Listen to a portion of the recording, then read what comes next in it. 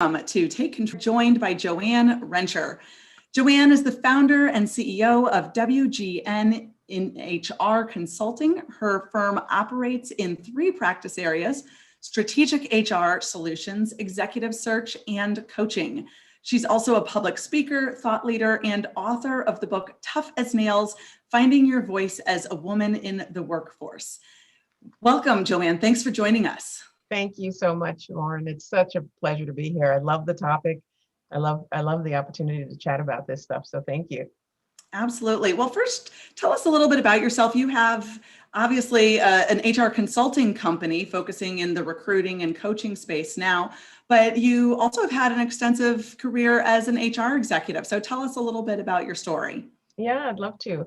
25 plus years in business and talent management has really given me a kind of a bird's eye view into a lot of different areas, different industries, global, domestic. I started off in financial services for a bond insurance business.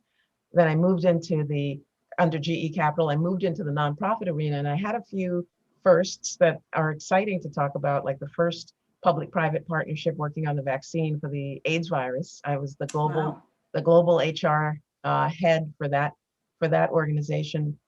Startup, ended up on four different continents, 6 different countries. First chief people officer for the Red Cross in New York, the first chief business and talent officer for the Girl Scouts, the national headquarters. And so all of those experiences have really informed everything that I do right now for clients, which, I always say I work from the boardrooms to the back rooms, and even on the Zoom rooms, in terms of everyday leaders, supporting them, C-suiters, folks that are just trying to do major work, whether it's business transformational work or finding talent as part of my executive search practice, or just coaching people to get to that next level.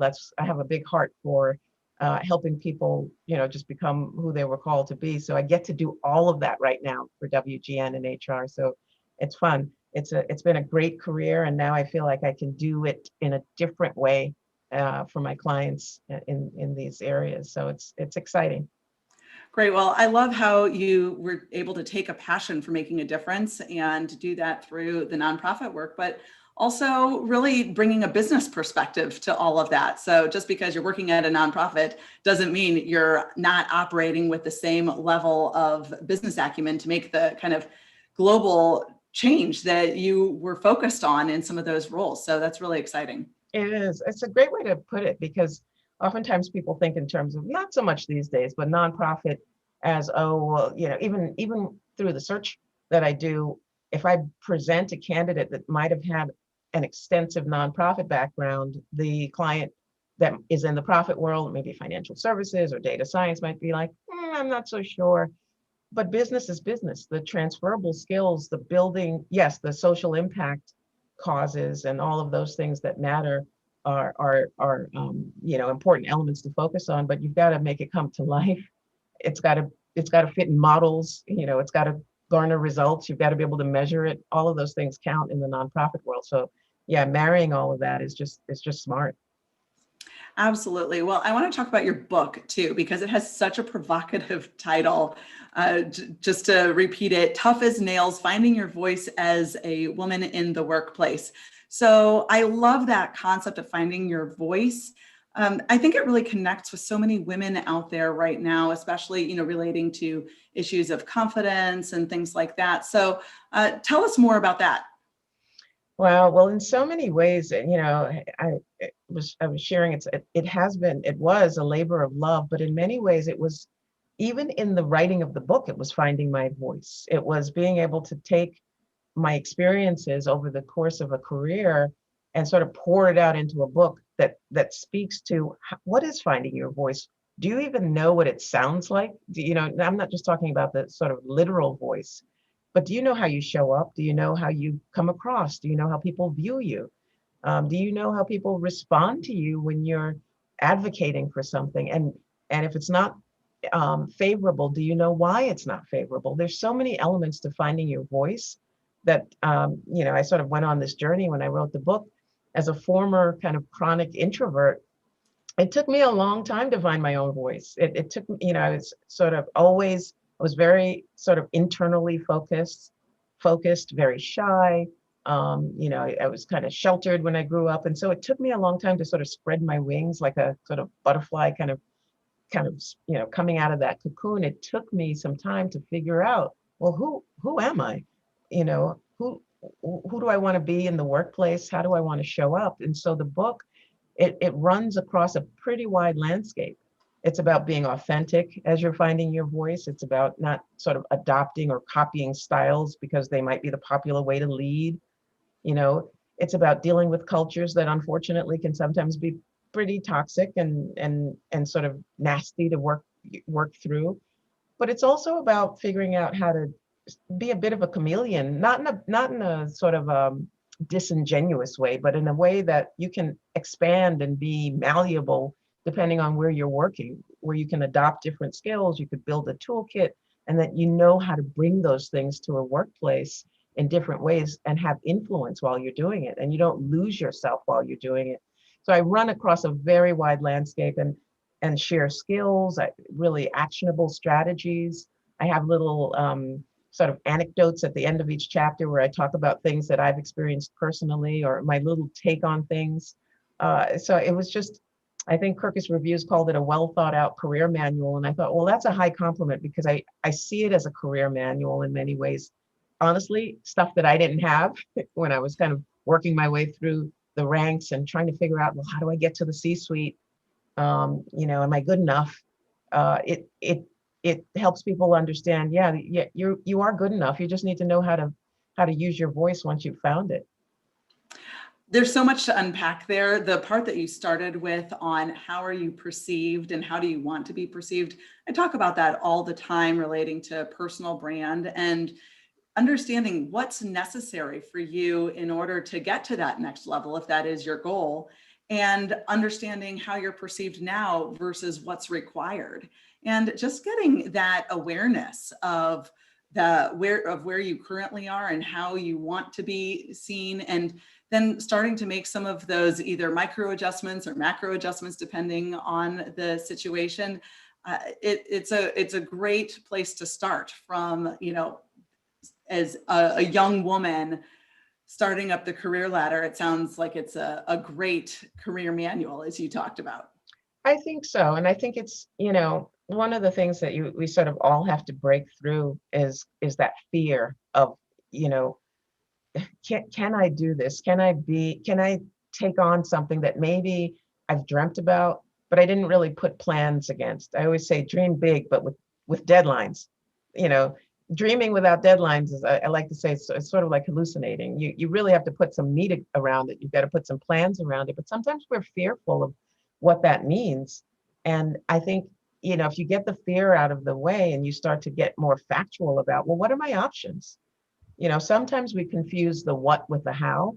Like you can have a series of options around your career and they could be from the sublime to the ridiculous. But why not sort of lay them all out and be just generous with yourself as to what those possibilities could be, and then talk about in your mind, well, how would I get there?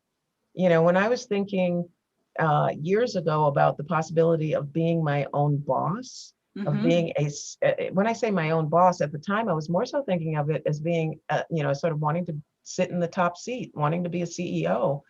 One of the things that I struggled with was, well, how do I get from here to there? And is it that I have to petition, for the CEO seat? Should I position myself for it, and sort of move to another, industry or another company, or do I create it? Ultimately, I decided to create it, which is why I went into business for myself. But it was a matter of separating the what from the how for me, because it was, all right, I'm clear. I want to lead at the top. I just don't know necessarily how. But if I sort of break those two things apart and then go after it kind of a little bit more factually as to, well, what are the options that I have in front of me? Then I think that fear starts to subside. And then you sort of say, wow, there are a lot of possibilities. And if COVID has taught us nothing, it's that, sometimes those possibilities are thrust upon us and we have to dive in. We've got to not be afraid of the disruption that might come with that. Yeah, it's a great point that COVID has given us all the opportunity to kind of take a step back and pause in some ways in our careers. Even if you're still going full throttle with your day-to-day, I think some of us have taken the opportunity to say, what is it that I exactly want out of this? And I work all the time now with women who are taking this opportunity to be more intentional about their next steps. And that's something that I know you're really passionate about as well. Absolutely. You know, the intentionality is something that I think is, I mean, even when I think about, you know, sort of in my search practice, the candidates that I talk to now, they're having completely different conversations than I think they would have been having even a year ago, which, you know, one candidate I talked to recently said, you know, right now happiness has been redefined for me. I see happiness differently. She's, you know, we're engaging with her and thinking about a potential opportunity for a client where it would be a significant pay cut. And, you know, she's got a livelihood, she's got bills like the rest of us, but she's seriously considering it. And she's in the running because she has redefined happiness. She's kind of rethought what that means in this kind of post-COVID world and what difference she wants to make in the world. And I think that's exactly where we all are, which is being more intentional, not just having your career happen to you and then you sort of navigate it and you try to figure out how to get to the next rung on a ladder. No, Right. it's about, well, where should I be and how should I be using, you know, my skills and what do I need to do to get from point A to B? You know, I think I oftentimes tell people to sort of work backwards. Like, what's the end game in your mind, even if it's for the next year? And then how do you get from here to there? You know, sometimes it's as simple as just decluttering. Stop saying yes to everything so that you can actually, you know, have some white space on your calendar and free yourself up to actually think through your next steps and your next, you know, milestones in that path. Yeah, But so talk a intentionality. little bit more about, how people can think about decluttering in their career minds, or decluttering in their minds about their career and how you weigh your career options. Yeah, I mean, I think, you know, I sort of go back to that, stop saying yes to everything. I mean, even in the, you know, if you're in a place where you're trying to balance and different options of a potential move, you know, a potential change, the last thing you need is more things to do. You know, yeah, more things to say yes to. There are times where you have to be much more intentional about, well, is my schedule serving me, or is it sapping me? You know, is it aligned with my goals, with the plans that I laid out for myself? Where the conversations I most recently had, does it match those things, or is it just a bunch of stuff? Because being busy is not productive. So I think that decluttering mindset is absolutely key. But then I think, you know, some good old fashioned decision making never hurt anyone, you know, sort of pros and cons of, you know, if I'm on a particular path, you know, what's my personal risk tolerance to actually being able to take that leap? Everyone, you know, everyone can think in terms of income and obligations to family members, but sometimes there's a risk in not doing something. You know, there's an opportunity cost where you'll never know the benefit if you didn't, you know, if you didn't make that decision. So pros and cons and actually weighing your options in a more kind of a disciplined way, a more rigorous way. You know, charts and sheets aren't always for college students. Sometimes we just have to sit and say, you know, what are my options? And let me really be a little bit more disciplined about weighing them. I think it's just a smart thing to do Yeah, so after talk about how after you can decluttering. shift. Yeah, talk about how you can shift from fear to facts in making those career decisions then.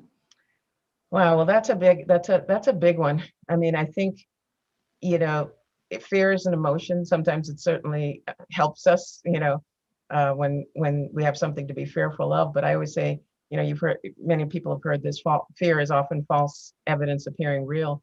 And so how do we get the evidence to actually be much more accurate? Well, it's actually, you know, it's engaging. What I say this in the book, engaging a truth teller. We all need that person. Sometimes it's a coach, you know, even coaches need coaches, right? You know, or sometimes it's just a trusted person in your life. It could be your spouse, it could be a close friend, it could be a colleague if you trust that individual to help you sort of weigh options and have more fact-based ways of approaching the conversation. I also talked about dreaming big with deadlines. I think that if you sort of plot out, well, where do I want to be in the next 30, 60, 90, 180 days. Like how do I think about that in bite-sized pieces? I think it's just a Hmm. smart way to approach, making transitions. And then you could sort of back into, okay, well, what do I have to start doing today in order to at least hit my first milestone? I think those are just factual ways of fleshing out some decisions that get you out of the fear, the place of just emotionally reacting to something that just may keep you paralyzed, frankly. Right. And some people are more structured with that process, and others might be more of a free spirit type. So, what are some tested tips that you have for understanding your options and making decisions in your career about that? Yeah, I mean, I think, for the more free-spirited type, I do think that the relational pieces probably work best, having a coach or even an informal coach or an advisor in your life, someone that you can just go to. Sometimes people have just a small kind of kitchen cabinet type of group of Yep. people that they just engage, like, I just want to bounce this off of you. What do you think? Sometimes that can show up in the form of a network, maybe even a network that meets every couple of weeks or once a month. But other times it can just be an informal group of people that sort of keep you honest about things. And Yep. the folks that are more free spirited tend to be more relational around that. And you can sort of in real time bounce things off of other individuals and amazingly start to refine some of your thinking with the help of, someone that just says a word and all of a sudden it's just like, whoa, the light bulb goes off and you're off and running.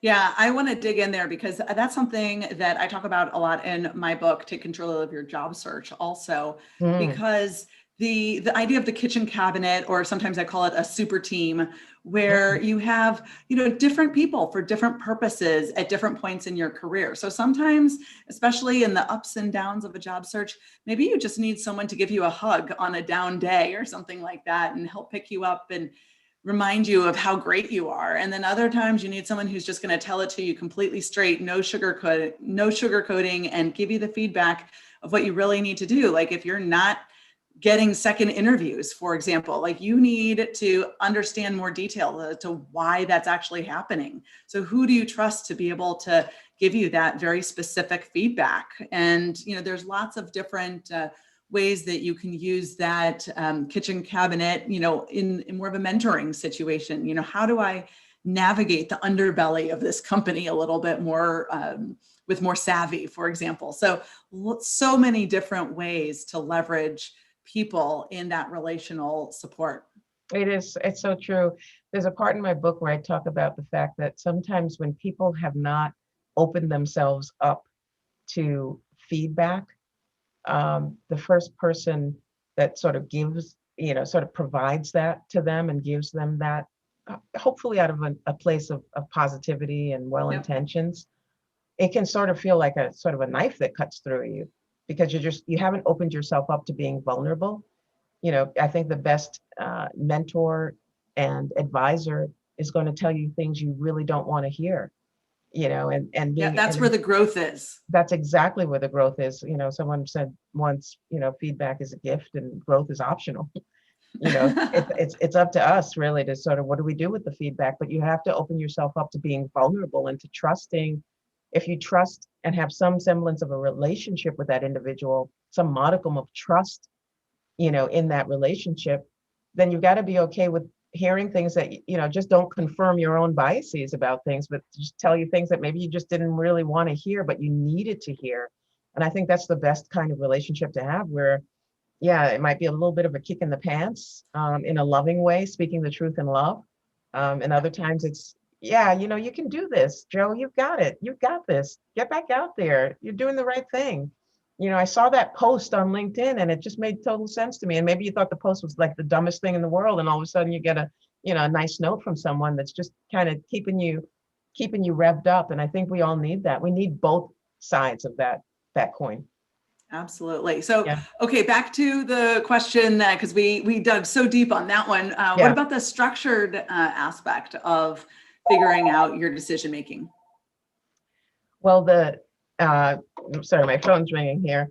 The decision making, I think, sort of goes in a kind of a logical, disciplined place in ways that are, you might go back to your college days. I think I mentioned this before, which is, oh, wow, there's a way of doing pros and cons and weighting options. Well, you may not want to do that when you're going grocery shopping, when you're actually, uh, sort of making simple decisions. But when you're making decisions that are weighty and have long-term implications, you really do want to get structured about it, which is like, what are the pros and cons, and how do I weight some of these pros and cons and say, you know what, I came out at the end where I thought emotionally I might have really wanted to do this, but I looked at this sort of analytically, and it really doesn't make sense. I think those are very smart ways to go about decision making, and sort of a little bit more methodical, a little bit more chart based, a little bit more precise in how you think about options. So for the structured type of an individual, that will probably come naturally. But for the unstructured type, I think that's a good tool to sort of add to the toolkit, as opposed to just the relational piece. Sometimes we got to Well, get it's probably where both sides can benefit from adding something that's not necessarily quite as natural or their preferred process, but it just adds another layer of depth if you add that on top of it. Absolutely. I think the sort of complementary aspects of it, sort of, you almost can't lose after if you really tackled it from both standpoints. Yeah, absolutely. I want to dig in to one more topic, because I understand that you have some unusual views about imposter syndrome, which is something that so many of us struggle with, especially as we're growing. And sometimes, even when you're at the top, it's still so easy to question yourself. So share with me more about your perspective there. Yeah, I mean, I think we all can relate to some degree about, feeling like you're not supposed to be where you are, or someone's going to find you out. And the Yeah, am I concept, worthy? am I worthy, right? At the end of the day, we're asking ourselves that question because we're sort of inherently, at times hard on ourselves. And then we compare ourselves to other individuals, and it's like, whoa, they look like they've got it all figured out. Well, the imposter syndrome is a real thing. But I often find that, especially for women, I will say this just in my experience, and whether it's coaching or working with female leaders, particularly those that get to a very senior level, and the expectations are huge, that sometimes this imposter syndrome is really just masking not having prepared as well as you really need to, and sort of not having gone as deeply in, you know making sure that you're sort of crossing off the T's and dotting the I's, and that you sort of come to the table really, if anything, having over prepared in certain areas. Because I find that once you do that, when you sort of are kind of closing your gaps, and you're being intentional about figuring out things that you don't know, and sort of doing the homework and staying up late, whatever it takes, that confidence actually feeds into that sense of security, which is sort of like, no, I do know what I'm talking about here. I am not an imposter. It literally crushes the imposter syndrome. So you don't have to hold on to this kind of fake notion that you're not supposed to be there, because you actually are brimming with confidence because you deepened your toolkit. I think if more women spent the time sort of closing those gaps even more intentionally, because sometimes, I know we're all guilty of it, you get to a senior level, and you sort of haven't really gone back over the ground and sort of kept on top of certain things, or filled in some of the blanks. You really have to do that. And I think that level of confidence gives you that sense of security. That imposter syndrome, like, what's that? That's old news now. I don't struggle with that. I'm prepared, I'm at the table, and I'm just ready to pull out the right tool at the right time. I tend to over prepare for things, and that gives me that sense of confidence and security. And so, I find myself not talking about this imposter syndrome as much anymore. And I encourage other, not just women, but I would say just people in general, leaders in general, to do the same thing. That's an interesting perspective. And the things that come to my mind are early on, where so many women depend on their personal effectiveness to get them up the ladder. And then you realize that you really do need to be focusing on other aspects, like your corporate visibility and your business acumen, to round out that level of ability to shine at the top levels. And so I think a lot of women will spend so much time early in their career on that personal effectiveness and dotting the I's and crossing the T's. It's an interesting thing to think about. How do you make sure that you're continuing to focus on that as you climb up the ladder? Exactly. And It never yeah, stops. You have to be a yeah. continual learner.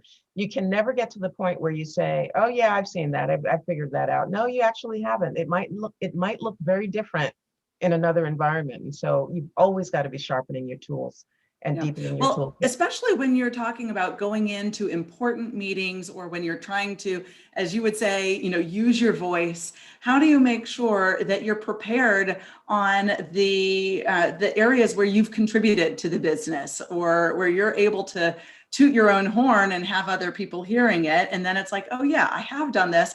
Other people are hearing it. And so the more you're able to be prepared, to your point, with some of those personal wins in addition to the competency aspect, it just adds to that level of confidence, as I'm hearing from It your does. perspective. So I love I, that. I always like to say you should get used to the sound of your own voice telling the world how awesome you are, because that's a confidence builder like nothing else. So when it's your own voice actually saying that and you're actually hearing it, there's nothing better. Well, that's a great place to end on. Joe, thank you so much for joining us. Thank you for these wonderful insights. And how can people find your book and learn more about you?